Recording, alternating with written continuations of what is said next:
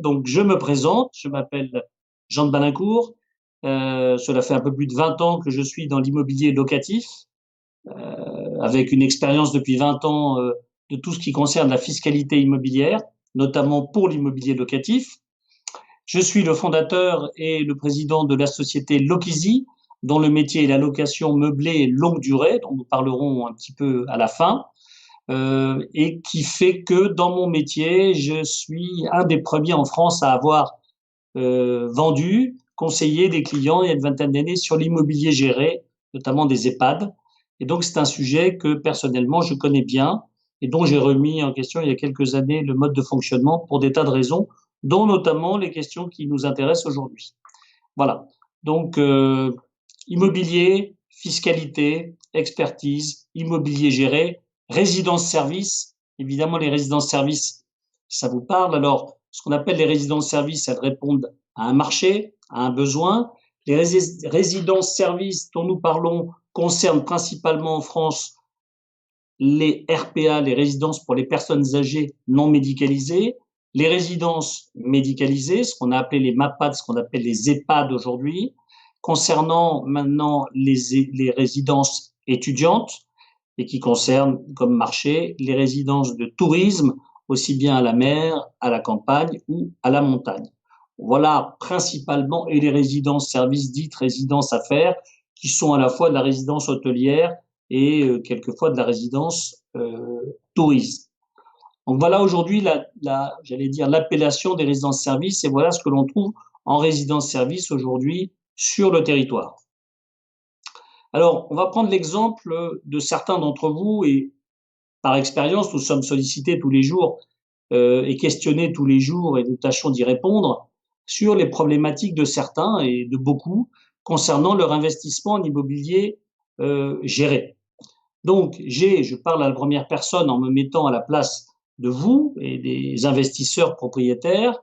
J'ai fait l'acquisition d'un immobilier neuf il y a quelques années, 10 ans, 15 ans, 5 ans, dans lesquels, concomitamment, c'est-à-dire en même temps que mon acquisition, j'ai eu un bail commercial qui était là pour me sécuriser et qui, dans ce bail commercial, remplissait les 3 prestations sur 4, qui sont l'accueil, le petit déjeuner, le ménage et un certain nombre de fournitures de linge. Le bien est loué par un exploitant à une clientèle très spécialisée, hein, que ce soit dans le médical, le non médical ou le tourisme. Je sécurise mon investissement avec un bail minimum de 9 ans à 12 ans, puisque c'est la durée du bail commercial de logement. J'ai donc une exploitation qui est faite de manière intégrale par un exploitant spécialisé. J'ai mon paiement des loyers soit trimestriellement, soit semestriellement, soit parfois, et on le voit de manière échue, annuellement. Et je bénéficie d'une fiscalité avantageuse reposant sur le BIC, régime réel simplifié, m'évitant d'avoir un certain nombre de frottements social et fiscal. J'ai la possibilité, dans certains cas, de pouvoir récupérer ma TVA dès l'acquisition, ma TVA notamment à 20% sur mon investissement immobilier. J'ai la possibilité de prendre 2 options au niveau fiscal, soit certains d'entre vous l'ont fait en 106 bouvards, d'accord? Donc j'ai une réduction d'impôt direct pendant 9 ans et plafonné, soit d'avoir plafonné à 3 666 € par exemple, soit de bénéficier de ce qui est a priori le plus intéressant, l'amortissement immobilier lui-même, me permettant dans cet amortissement de dégager une charge comptable et donc de ne pas avoir d'imposition du tout. Donc voilà aujourd'hui ce que vous remplissez et ce que l'on remplit au niveau des conditions et au niveau, j'allais dire, du postulat de l'acquisition, reliant ou répondant au titre que vous voyez les promesses de l'investissement. Effectivement, c'est une promesse parce que fort de ce que je viens de dire, on a pensé sécuriser son investissement, ça ne veut pas dire qu'on l'a pas fait, avec souvent un exploitant national et dans lequel, eh bien, c'est une promesse d'un bien qui lui-même répond à une forte demande. Si on est en médical, effectivement, c'est une forte demande et un marché important, un marché actif, comme vous le savez, notamment en EHPAD. Pour les étudiants, notamment pour les métropoles, c'est une demande effective et occurrente importante. Et pour le tourisme, ça dépend de quel tourisme il s'agit. Et on s'en rend compte 15 ans ou 20 ans après, pour la mer ou pour la montagne, d'être effectivement le plus possible en première ligne. Mais on y reviendra. C'est la promesse d'avoir une gestion sans souci, c'est-à-dire de ne s'occuper de rien, et enfin d'avoir effectivement une promesse de rentabilité mini ou maxi, mais d'environ 4%, ce qui est toujours supérieur dans les faits et depuis des années à la rentabilité financière. Bon. Alors effectivement, ça ne se passe pas toujours comme ça. La réalité, c'est que on rencontre un certain nombre de difficultés et au quotidien, dans tous les clients propriétaires que l'on rencontre, effectivement, on rencontre à 95% et de manière très synthétique, ce qui vous est rapporté là dans le webinar, c'est 95% ou 98% des difficultés que l'on rencontre au quotidien par ou rencontrées par les propriétaires. La première, c'est que quand on a fait le postulat d'acquérir un bien comme ça avec un promoteur qui s'est, j'allais dire, associé ou qui a fait un partenariat avec un exploitant spécialisé, il arrive qu'on ait du retard de construction. Bon, pas toujours. Quand on a acheté en VFA, c'est-à-dire sur plan, vente en état de futur achèvement, il se peut qu'effectivement il y ait des décalages de livraison, ce qui entraîne des décalages de remboursement de prêts, de remboursement de mensualités. Donc, bon, quelquefois ça pose un problème, ça met les gens dans une situation inconfortable. Ça les met d'autant plus dans une situation inconfortable qu'on a vu des cas de décalage très important, 6 mois, 1 an et demi pour les cas extrêmes. Mais ça existe ou ça a existé. Ce que l'on rencontre aujourd'hui de gens qui sont propriétaires de biens en résidence en immobilier géré, c'est évidemment la problématique du ou des loyers. Une promesse est signée. Quand je dis une promesse, la promesse que tout va bien se passer. Très souvent, les gens qui ont vendu ce type de bien sont des gens qui vous ont parlé de revenus garantis. Or, il n'y a pas de revenus garantis en tant que tel, ça n'existe pas, les revenus garantis sans risque. Et la première des choses que l'on rencontre, c'est évidemment une difficulté de paiement de loyer. Très souvent, et on va le voir, c'est parce que les mêmes structureurs ou les mêmes promoteurs ou les mêmes exploitants ont vendu assez cher la partie immobilière, l'intrinsèque, et pour qu'il y ait une rentabilité qui soit acceptable et vendable en face, évidemment, on met un niveau de loyer correspondant, et donc lui-même très cher, et très souvent ou trop souvent devenu hors marché. Donc difficulté d'honorer son loyer, tout très souvent nécessité pour l'exploitant de baisser le loyer de manière unilatérale, c'est-à-dire sans consultation des uns et des autres, et encore moins de la copropriété, des copropriétaires que vous êtes. Nécessité quelquefois, et là très vive nécessité de l'exploitant à la hâte de sortir ou d'éditer un avenant pour effectivement, j'allais dire, valider cette baisse importante de 20, 30, 40, 50, voire plus % de loyer. Et donc, on fait signer de manière hâtive un avenant ou une résiliation de bail ou une résolution de bail. Donc ça, c'est très, très, très compliqué. On a quelquefois, quand on récupère des biens ou quand on regarde des biens, que l'on visite des biens dont on est propriétaire, on se rend compte que les locaux sont pas très bien, l'immobilier pas très bien entretenu. On se rend compte au fil du temps, au fil des années dans le bail, qu'il y a un certain nombre de modifications qui ont été apportées là aussi de manière unilatérale par le preneur, par l'exploitant, à savoir des frais qui n'étaient pas prévus et qui sont normalement à la charge du preneur, de l'exploitant. La fameuse article 606, 605, notamment sur les grosses réparations, qui est souvent un peu l'arbre qui cache la forêt, mis en avant par l'exploitant.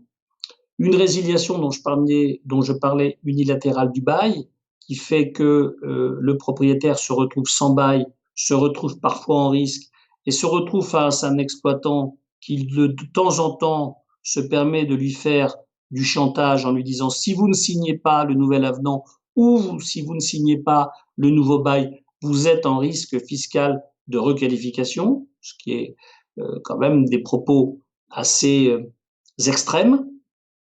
Et donc, globalement sur le loyer et globalement sur le bail, une fragilité du bail, une non-visibilité à terme du bail et des périodes de cette fragilité, notamment tous les 3 ans, puisqu'il faut savoir que le bail commercial, c'est une durée entre 9 et 12 ans, et ça se renouvelle par période triennale, par période de 3 ans, que l'exploitant, j'allais dire, fait sauter ou pas dans son renouvellement du bail, mais personne ne peut, j'allais dire, s'affranchir de la loi, et ce sont des renouvellements triennales. Donc voilà principalement les promesses et surtout les écueils que l'on rencontre. Il y en a d'autres, n'hésitez pas à vous poser des questions, on en connaît d'autres, mais principalement, c'est le loyer, c'est le bail, et c'est quelquefois des conditions d'entretien et des charges, quelquefois de renouvellement de mobilier également, dont on n'a pas parlé, qui n'est pas prévu au bail et que l'on voit de temps en temps fleurir à travers les courriers des exploitants en exigeant aux propriétaires de changer le mobilier très rapidement, sans consultation, sans, j'allais dire, sans mise en concurrence de différents fournisseurs. Donc tout ça est quelquefois un peu opaque. Alors, pour en arriver là, que s'est-il passé? Pour l'expliquer, il s'est passé des choses malheureusement relativement simples et relativement mécaniques. Première des choses, le promoteur n'a pas toujours fait un très bon choix de localisation et de situation. Il a bénéficié, j'allais dire, d'un foncier qui lui paraissait opportun. Il a fait son métier, c'est-à-dire il a construit, il a fait couler le béton. Il s'est associé ou il a créé un partenariat avec un exploitant pour pouvoir avoir un bail et pour rendre le produit un peu sexy pour que l'on puisse le vendre, le distribuer en réseau. Bon, ça correspond pas toujours à une offre de marché qui est adaptée.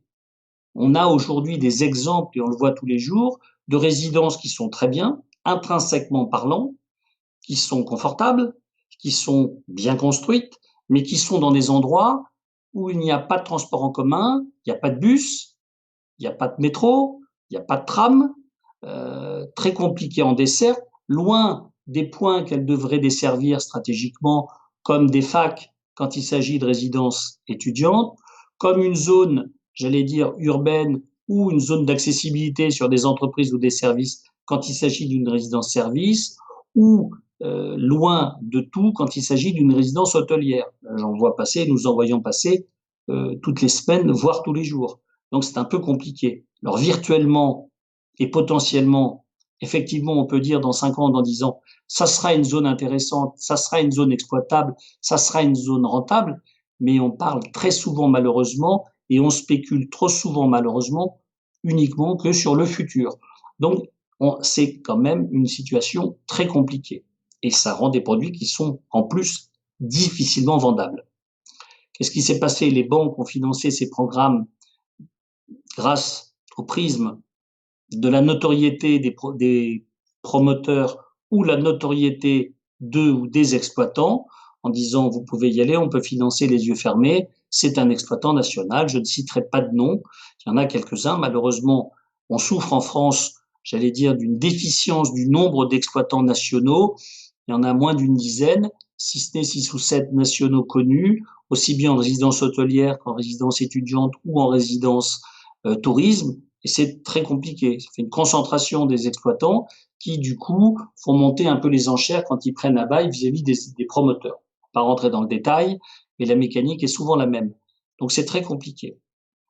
Et puis évidemment, il faut remplir. C'est-à-dire que quand on est exploitant, qu'on a, j'allais dire, signé un bail, même si le loyer est un peu cher et qu'on se dit, bon, on va essayer de performer sur les outils marketing que nous avons pour pouvoir convaincre une clientèle de locataires de venir en courte ou en moyenne durée, on a quand même et on rencontre de gros aléas de fréquentation. C'est-à-dire que pour des résidences hôtelières, par exemple, le TO, le taux d'occupation, est souvent très inférieur à ce que pratique en général la profession, notamment la profession hôtelière.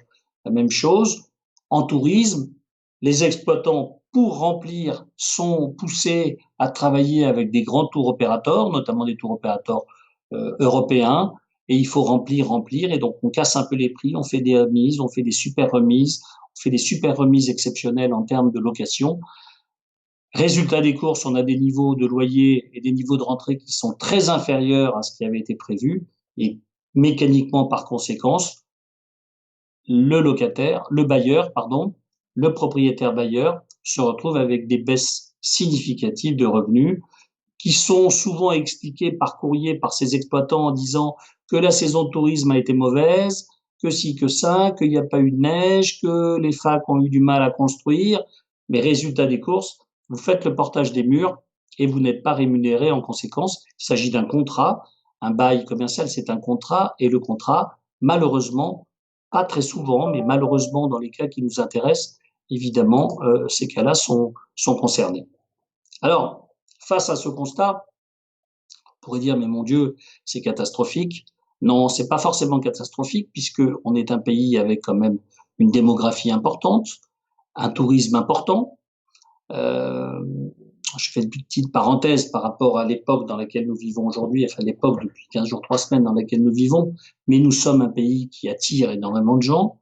Nous avons une vraie demande effective intérieure, notamment en termes de résidences étudiantes, notamment en termes de résidences hôtelières, pour ce qui concerne les gens qui sont en mobilité très rapide. On manque d'hôtels dans les grandes villes ou les villes moyennes ou les métropoles. Il y a des solutions. Il existe des solutions. On va tâcher de regarder en synthèse comment nous abordons ces différentes questions. Alors, il est important de sécuriser évidemment son investissement. Sécuriser son investissement, c'est déjà s'attaquer, j'allais dire, au sujet principal de son investissement, qui est la clé de voûte de son investissement, c'est-à-dire la négociation ou la renégociation ou la sortie du bail. Alors très souvent, les propriétaires, bailleurs, sont face à un exploitant, c'est souvent un peu le pot de terre contre le pot de fer. On dit, mais je suis qu'un petit propriétaire face à un exploitant qui a plusieurs milliers de lots. Alors il faut savoir que on a tout à fait la possibilité, et on le fait tous les jours, de renégocier avec un exploitant, qu'il soit national, international ou régional. D'abord parce que vous portez les murs, donc c'est une partie de son fonds de commerce, donc c'est très important. Donc ne considérez pas que vous n'êtes pas en position de force, vous l'êtes de toute manière, en tout cas à égalité. Vous avez tout à fait la possibilité, face au manquement d'un exploitant, de renégocier ou de résilier ou de résoudre le bail. Je ne vais pas rentrer dans les détails aujourd'hui, mais nous le faisons et nous sommes amenés à le faire toutes les semaines vis-à-vis d'exploitants régionaux, voire nationaux. Donc, une fois qu'on a sécurisé, qu'on a sorti son bail, il y a plusieurs questions qui se posent. Que fais-je avec un bien? Puis-je continuer ma location? Puis-je continuer sans difficulté mon régime fiscal de BIC en n'ayant plus de bail avec un exploitant comme ce qui avait été fait au départ? Et quels sont les modes de réversibilité? C'est-à-dire, très bien, je sors du bail, je ne suis plus sous les fourches codines d'un exploitant qui impose sa loi, mais je peux pas exploiter moi-même, le bien est pas chez moi, comment puis-je faire? J'allais dire, Lokizi a été en partie créé pour ça, je dis simplement en partie, puisque le cœur du métier de Lokizi, c'est la location meublée longue durée, mais ça permet d'accompagner évidemment la réversibilité du bien. La réversibilité du bien, c'est de sortir du bail commercial pour avoir une gestion locative classique, et quand je dis classique, classique Lokizi, c'est-à-dire location meublée longue durée pour des locataires qui en font leur résidence principale. Donc on a plusieurs avantages à ça. Premier avantage, c'est qu'on répond à un marché, à une demande. La demande de Lokizi, par exemple, c'est le marché de la mobilité, aussi bien des demandes d'entreprises que des demandes diffuses de particuliers, salariés, professionnels, cadres, non-cadres, professions spécialisées, professions libérales, étudiants bien sûr, retraités évidemment, ou jeunes retraités qui sont là pour 1 an ou 2 avant soit de se réapproprier leur territoire ou un terroir, soit d'acheter un bien pour s'y établir, j'allais dire pour les années après la retraite. Donc tous les sujets qui sont le métier même de Lokizi correspondent parfaitement à la réversibilité, j'allais dire, j'aime pas le terme, recyclage du bien sur le marché de la location meublée. Deuxième avantage, c'est que on va générer des revenus qui seront supérieurs à ce que vous avez comme loyer tiré de la location meublée classique, j'allais dire du bail commercial, avec une location meublée longue durée classique Lokizi dans lequel vous aurez des revenus beaucoup plus importants. Puisqu'il faut savoir que un exploitant national, il fait sa marge et à la fin de l'année ou à la fin du trimestre, effectivement, j'allais dire, il reverse une partie du loyer, mais la marge, elle est peut-être de 40 ou de 50% pour l'exploitant, là où l'Ocisi prendra une commission beaucoup moins importante. Donc, c'est important de savoir que dans la réversibilité, on peut en plus avoir une rentabilité beaucoup plus importante. Plus importante avec des revenus qui sont stables, avec des revenus qui sont pérennes sur le temps, avec une fiscalité qui est la même et qui est elle aussi concomitante à la location meublée, qui d'ailleurs est obligatoire depuis le 1er janvier 2017. À partir du moment où on est en location meublée, on est forcément au régime BIC. Donc, pour la majorité d'entre vous, et pour ceux qui sont propriétaires en immobilier géré, ils sont déjà en BIC, régime réel la plupart du temps. Donc, on est exactement, et on ne change rien au niveau de la fiscalité. Se pose la question de temps en temps, que fais-je de la TVA que j'ai touchée, que l'on m'a remboursée lors de mon acquisition en VFA? C'est une question que nous connaissons par cœur. On a tout à fait la possibilité de rester au régime TVA, de conserver avec les 3 services sur un bail spécialisé Lokisi la TVA en question. C'est une question précise. N'hésitez pas à poser vos questions en direct et nous vous répondrons. Et puis, chose très importante par rapport à cette réversibilité du bien, c'est évidemment la liquidité. C'est-à-dire qu'à partir du moment où, comme je le disais tout à l'heure, nous ne sommes plus sous les fourches codines d'un exploitant, on a pleine main et on a la main à 100% sur son patrimoine que l'on peut vendre, que l'on peut revendre. La liquidité, c'est peut-être ce qu'il y a de plus important dans son patrimoine et notamment dans son patrimoine immobilier. Alors, les modalités pratiques, je vais être assez synthétique sur les modalités pratiques. Les modalités pratiques pour répondre aux critères de la location meublée, c'est évidemment d'être conforme à la loi Allure, au décret du 31 juillet 2015, qui institue l'éligibilité d'un bien meublé, à savoir que effectivement, quand on arrive dans ce logement, on peut évidemment y dormir. Pour ce qui concerne la réversibilité des biens qui étaient en bail commercial, c'est de temps en temps un mot qui est pas très joli, mais je veux pas dire l'upgrade, mais le rééquipement ou la fourniture un peu plus importante de ce qui existe déjà, notamment dans un appartement, par exemple, tourisme à la campagne ou à la montagne, dans des grandes stations, où il faut de temps en temps un peu rééquiper, rajouter un certain nombre de placards, etc., pour des gens qui vont y vivre à l'année. Le mandat de gestion, ben, c'est plus un bail commercial de 9 ans, 12 ans, c'est un mandat de gestion dans lequel nous avons un bail avec nos locataires d'1 année, renouvelable autant de fois que l'on veut, donc sans limitation de durée, et très souple en termes d'obligations vis-à-vis de l'Ocisi, puisque des mandats qui se renouvellent chaque année. Et comme je le disais tout à l'heure, une fiscalité qui est, j'allais dire parallèle, qui est la même fiscalité que ce que vous avez pu avoir et ce que vous avez rencontré lors de votre investissement, enfin quand je dis lors de dans la vie de l'investissement avec un bail commercial. Des cas concrets, on en a tous les jours. Par exemple, aujourd'hui, on est en train de récupérer une résidence hôtelière dans le Val-de-Loire, très importante, qui est plutôt destinée à des étudiants, mais qui est aussi destinée, j'allais dire, à une résidence à faire, avec des gens qui sont en mobilité pour 6 mois, pour 9 mois, pour 1 an, pour 2 ans. Donc, on a, entre guillemets, fait sortir des propriétaires du bail commercial, puisque l'exploitant n'avait pas répondu à ses obligations. Donc, on avait tout à fait la possibilité de sortir. C'est ce que nous avons fait, sans heurts, sans tracas, sans indemnité d'éviction. C'est un sujet que vous avez vu écrit, dont on n'a pas parlé, et c'est un vrai sujet, en tout cas de préoccupation pour les propriétaires. Et ça, c'est un vrai sujet, et vraiment de la casuistique, du cas par cas, dont on pourra parler si vous le voulez.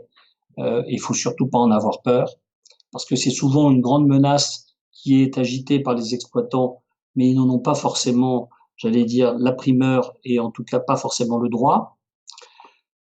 Donc, dans les cas concrets que nous avons aujourd'hui, nous récupérons une résidence hôtelière, par exemple, on y a fait évidemment un audit fiscal, un audit intrinsèque, un audit financier pour voir, c'est bien beau de récupérer des résidences ou des biens, mais le but, c'est pas de récupérer des biens, le but, c'est de les louer et de les louer à l'année et de les louer dans les meilleures conditions, au prix du marché de la location meublée.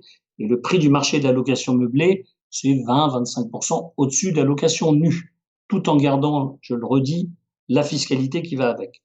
Donc, voilà, on passe du bail commercial à la gestion locative, j'allais dire un peu plus classique. Rapidement, puisque je vois que l'heure tourne et qu'on va arriver bientôt aux 30 minutes. Il nous reste 3 minutes. L'Ochisy, bon, on va dire, c'est les portes d'entrée de toutes les questions que l'on peut se poser sur l'immobilier. L'investissement locatif, c'est la vente ou la revente. Donc, effectivement, nous sommes extrêmement bien placés pour revendre des biens, notamment des biens qui vont épouser la réversibilité de sortir d'un bail commercial. Nous avons pas mal de clients qui veulent que l'on revende leurs biens. Donc, c'est ce que nous faisons. Nous avons un département ameublement équipement, bien sûr, dont nous sommes les maîtres d'œuvre. Notre métier, c'est évidemment la mise en location, la gestion et notre grande différenciation, c'est que nous avons un département expertise comptable pour, j'allais dire, prendre en compte, gérer toutes les problématiques, aussi bien du BIC que de la transformation des EURL à SRL, que des transformations des CI à l'IR, etc. Enfin, toutes les questions que vous pouvez évidemment vous poser. L'Ochisy, vous avez compris que c'était une solution qui était une solution sans contrainte, qui était une solution extrêmement souple, une solution sereine et une solution la moins risquée qui soit. Vous verrez sur notre site un certain nombre d'annonces que nous avons. J'essaie de parler pas trop vite parce que 30 minutes, c'est assez court. C'est un sujet très important et c'est un sujet ténu. Je ne peux que vous remercier de votre attention, de votre très vive attention. Je vois les questions qui passent et qui sont évidemment très intéressantes et en lien direct avec la présentation. Vous pouvez nous contacter par téléphone, vous pouvez nous contacter par notre site lochisy.fr sur le site, par contact@lochisy.fr. Vous pouvez nous rejoindre sur la chaîne YouTube où nous avons notre chaîne et vous verrez Lochisy, vous taperez Lochisy, location meublée, nous avons notre chaîne YouTube sur lesquelles, vous pouvez aller sur place voir les webinaires qui ont été antérieurement faits, notamment sur les avantages de la location meublée longue durée par rapport à la courte durée et plusieurs sujets de fiscalité. Et puis vous recevrez en général les news et les webinaires que nous faisons régulièrement. Merci encore beaucoup de cette attention. Je ne peux que vous souhaiter le meilleur des confinements, le confinement le plus serein, et je ne peux que vous souhaiter une excellente santé à vous et à tous vos proches. Merci beaucoup et très sincèrement de votre attention.